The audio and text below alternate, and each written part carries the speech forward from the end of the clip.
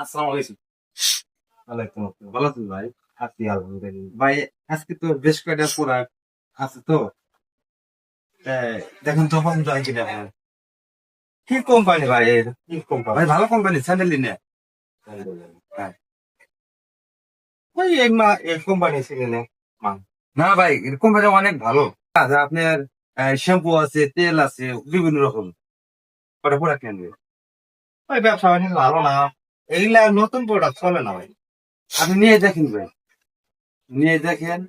আর একবার আপনি ব্যবহার করে দেখেন, আপনার কাজে আসবে। তাহলে কিন্তু একটা আমার ফ্রি দেওয়া লাগবে।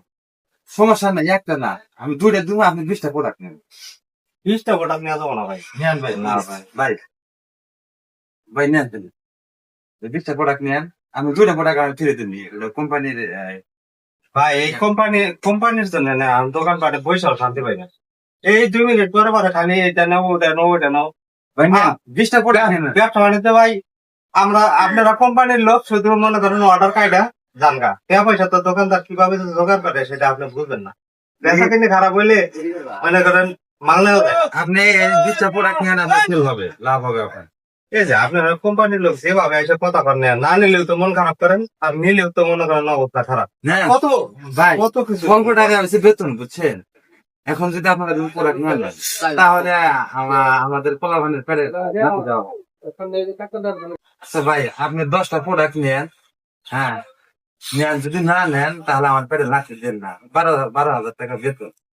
যদি আমার একটা টার্গেট আছে, আজকে 100 পিস মাল দিতে হবে। এখন এই একটা মালও আমি সেল দিই নাই। হ্যাঁ,